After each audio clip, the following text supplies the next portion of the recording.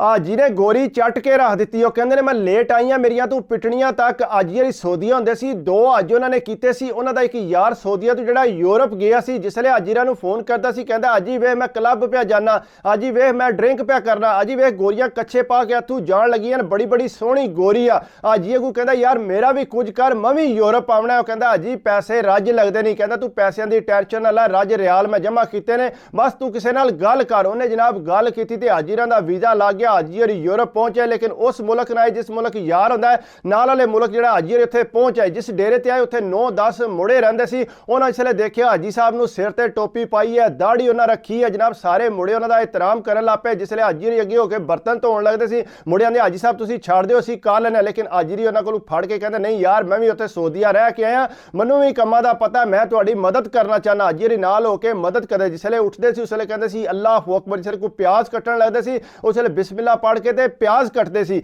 हाजी मुड़े कहते कि चलो हाजी साहब तुहानूं बाहर जा चक्कर शक्कर लवा लिया भी। हाजी शलवार कमीज पाई तो जनाब बाहर मुड़िया ना निकल पे। जेड़ी गोरी लंघदी सी सिर तू लैके पैरां तक हाजी साहब उन्होंने तकते सी, नाल अपनी दाढ़ी च हत्थ मारदे। मुड़े बड़ी हैरानगी नाल तकते सी कि हाजी साहब करदे के ने, लेकिन हाजी साहब किसी गोरी नूं छड्डदे नहीं सी, तोड़ उन्होंने घर छड्ड के आउंदे सी। जवान कहदा असीं घर ही बैठे सा, लेकिन अक्सर असीं जिहड़ा सीडी ला के वीडियो तकदे सा। एक कमरा जिहड़ा सी, एक मुड़े ने लादा अपना लिया सी, उहदा किराया बहुत ज़्यादा वो दिंदा सी, लेकिन जिथे सीडी रखी सी वो हाल आया। कहता उत्थे फिल्म शिलम ला के सारे मुड़े देखते रहंदे सी। कहंदा सारे मुड़े कम्मां ते टुर गए सी ते पिछे हाजी होरी कल्ले सी। कहंदा हाजी कल्ले सीडी ला के जनाब इंज दी सीडी लाई सी ने, हाजीरा दी फिल्म नालों ज़्यादा हाजीरा दी आवाज़ां पी आंदियां सी, सारियां कंधां हाजीरा खराब कर दित्तियां सी, इन्ना रौला पाया सी। अगू जिहड़ा मुड़ा कमरा जिन्हें लिया उन्हें बाहर निकल के देखा तो वह जनाब हैरान परेशान हो गया कि हाजी फिल्म तक्कण लगे ने, जो कोई फिल्म च हो रहा है वो ही हाजी साहब नालों नाल कर रहे सी ते जोर दी आवाज़ां कढ रहे सी। वो बड़ा परेशान होया, उन्हें आख्या ये तो हाजी बड़ा खूंडा वै, ये तो सारे काम जानदा है।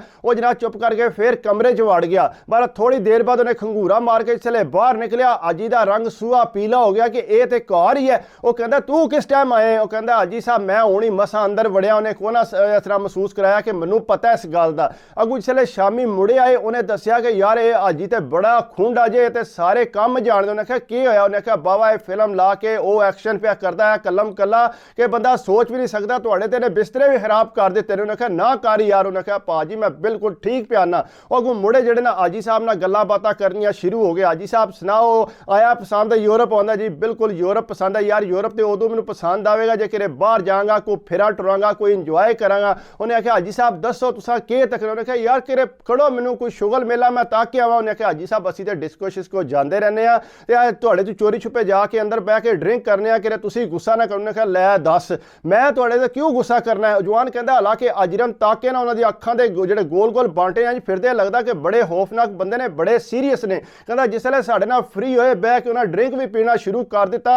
असीं ते बड़े हैरान परेशान हो कि हाजीरा किहड़ा काम शुरू कर दिता है। बहरहाल कहने हाजीरी कहने कि चलो यार किरे चलिए क्लब शब च कोई मजा शजा मैनूं भी कराओ, मेरा यार जिहड़ा दूसरे मुल्क बड़ा मजे करदा है। उन्हें आख्या हाजी साहब तुहानूं अज जिहड़ा डिस्को लैके जाने, लेकिन मेरी गल सुनो तुसां शलवार कमीज नहीं जा सकते, तुसीं इंज करो कि कपड़े पाओ दूसरे ट्रोजर वगैरह। उन्हें आख्या ठीक है मैं ट्रोजर पा लेना, कोई मसला ही नहीं है। उन्हें जनाब मुड़िया ने नाल तैयार किया हाजी साहब नूं। जिसले जनाब डिस्को के बूहे के गए उन्होंने जिसे दाड़ी वाला बंदा तकिया, सिर ते उन्हें टोपी पाई। वो पहला तो सिक्योरिटी गार्ड अंदर ही कोई नहीं सी जान देता। उन्हें आख्या ना जी ए नहीं जा सकता बंदा अंदर, इनू अलाओ नहीं है। लेकिन मुड़ा जड़ा ना चंगा भला शहर चलाक सी, अक्सर वो डिस्को जाता रहता, उन्होंने हैलो हाई उदी ऐसी नाल। उन्हें आख्या गल सुन यार इहदी कल फ्लैट है तो इन्हें टुर जाना वापस, तो ये अंदर डिस्को थोड़ा इंजॉयमेंट करना, कोई तंग नहीं करा लिया, उत्थे जाके आराम सुकून नाल बह जाएगा। उन्हें बहरहाल इजाजत दे दी तो जनाब 10 यूरो दे के एंट्री ते अंदर टुर गए। जिसले अंदर गए जनाब हाजी साहब ताके हैरान परेशान हो गए। जनाब उत्थे जैसे बैठे उन्हें ड्रिंक लैके दिता हाजी साहब नूं।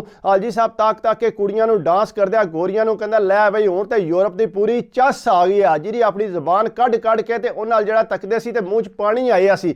उन्हां मुड़ियां ने आख्या कि हाजी साहब जाओ अगे जाके इंजॉय करो। हाजी साहब थोड़े झकदे चुकदे रहे, लेकिन मुड़े जाके अगे पिछे डांस करते रहे। पर वो रात इस तरह लंघ गई। उस तो बाद हाजी साहब ने यह आख्या कि यार मैनू मज़ा बड़ा है, मैं इंजॉय करना। उन्हें आख्या हाजी साहब जिहड़ा तुहाडा हुलिया ना सिर ते तुसां टोपी पाई है, दाढ़ी रखी है, कोई बंदा अंदर नहीं जान दिंदा, इस वास्ते इस हुलिये नाल तुसीं नहीं जा सकते। हाजी कहता कोई टेंशन नहीं। अंदर जिसे हाजी बाथरूम चो निकलिया तो हाजी साहब ने अपनी दाढ़ी मुंदी क्लीन शेव की ते सिर तो टोपी ला दी। जनाब इंज लगता सी कोई मुड़ा वै। कहता सी हैरान परेशान हो गया हाजी साहब है किहड़ा काम? ने आख्या गल सुन यार मैं यूरोप आया, दाढ़ी फिर रख लांगे, चलो इंजॉयमेंट करिए। कहता अगू हफ्ते की ਚਾਅ ਤੇ ਹੀ ਮੈਂ ਕਿਹਾ ਚਲੋ ਹਾਜੀ ਸਾਹਿਬ ਜਿਸ ਤਰ੍ਹਾਂ ਤੁਹਾਡੀ ਮਰਜ਼ੀ। ਕਹਿੰਦਾ ਅਸੀਂ 2 ਮੁੰਡੇ ਹੋਰ ਸਾਂ ਤੇ ਹਾਜੀ ਸਾਹਿਬ ਨਾਲ ਸਾਡੇ। ਕਹਿੰਦਾ ਅਸੀਂ ਉੱਥੇ ਟੁਰ ਕੇ ਜਨਾਬ ਡਿਸਕੋ 'ਚ ਉਹਨੇ ਸਾਨੂੰ ਕੋ ਨਾ ਪਛਾਣਿਆ ਕਿ ਇਹ ਜਿਹੜਾ ਮੁੰਡਾ ਹੈ ਕੱਲ ਹਾਜੀ ਹੈ ਜਿਹੜਾ ਇਹ ਹੀ ਸੀ ਕੱਲ। ਕਹਿੰਦਾ ਬਹਰਾਲ ਇੰਟਰ ਹੋ ਕੇ ਅੰਦਰ ਹਾਜੀ ਨੂੰ ਦੱਸੇ ਸੀ ਸਾਰੇ ਕਰਤੂਤ, ਤੂੰ ਇਸ ਤਰ੍ਹਾਂ ਜਾ ਕੇ ਕੁੜੀਆਂ ਨਾਲ ਸੈਟਿੰਗ ਕਰਨੀ ਹੈ। ਕਹਿੰਦਾ ਅੰਦਰ ਜਾ ਕੇ ਹਾਜੀ ਨੇ ਡਾਂਸ ਕਰਨਾ ਸ਼ੁਰੂ ਕਰ ਦਿੱਤਾ। ਲੇਕਿਨ ਹਾਜੀ ਜਿਹੜਾ ਨਾ ਇੱਕ ਮਾਈ ਦੇ ਮਗਰ ਹੋ ਗਿਆ, ਬੁੱਢੀ ਮਾਈ ਸੀ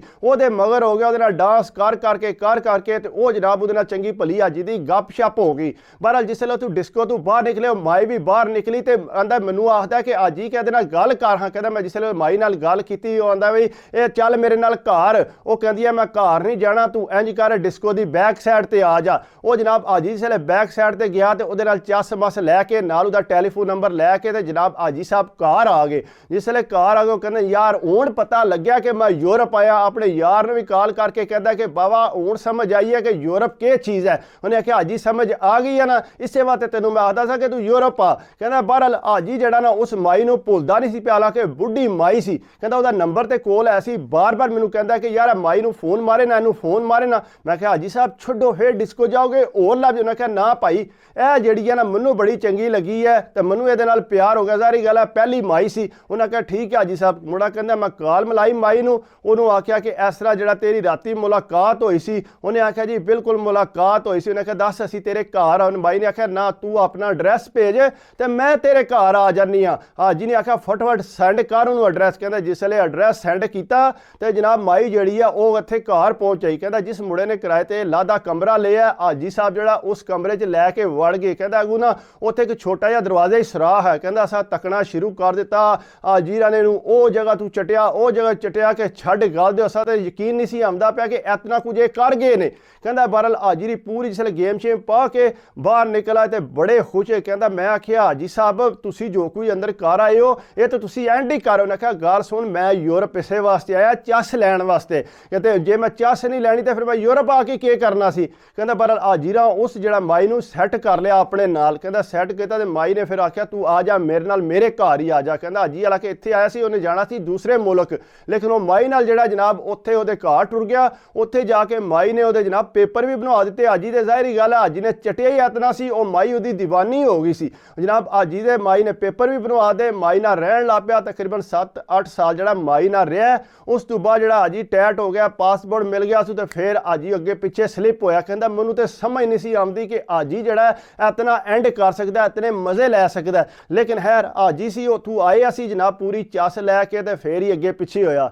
ਇਸ ਤਰ੍ਹਾਂ ਦੇ ਬੰਦੇ ਵੀ ਹੁੰਦੇ ਨੇ ਮੂੰਹ ਮੋਮਨਾ ਤੇ ਕਰਤੂਤ ਕਾਫਰਾ। ਇਹ ਬੰਦਿਆਂ ਦੇ ਨਾਰਮਲ ਹੁੰਦਾ ਕਿਉਂਕਿ ਨਜ਼ਰ ਕੋਈ ਹੋਰ ਹੁੰਦਾ ਹੈ ਬੰਦਾ ਮੋਮਨ ਤੇ ਹੁੰਦਾ ਕੁਝ ਹੋਰ ਹੈ। ਬਾਕੀ ਅਗਰ ਇਹ ਕਿ ਮੈਂ ਤੁਹਾਨੂੰ ਹਮੇਸ਼ਾ ਕਹਿਣਾ ਕਿ ਮੇਰੀ ਵੀਡੀਓ ਤੁਹਾਨੂੰ ਅੱਛੀ ਲੱਗੀ ਹੋਵੇ ਤੇ ਪਲੀਜ਼ ਯਾਰ ਲਾਈਕ ਕਰਿਆ ਕਰੋ, ਕਮੈਂਟਸ ਕਰਿਆ ਕਰੋ, ਸਬਸਕ੍ਰਾਈਬ ਕਰ ਦਿਓ ਤੇ ਦਿਲ ਖੁਸ਼ ਹੁੰਦਾ। ਬਾਕੀ ਦੁਆਵਾਂ 'ਚ ਯਾਦ ਰੱਖਿਆ ਕਰੋ, ਆਪਣੀ ਸਿਹਤ ਦਾ ਖਿਆਲ ਰੱਖਿਆ ਕਰੋ। ਸਿਹਤ ਹੈ ਤੇ ਸਭ ਕੁਝ ਹੈ। ਅੱਲਾ ਹਾਫਿਜ਼।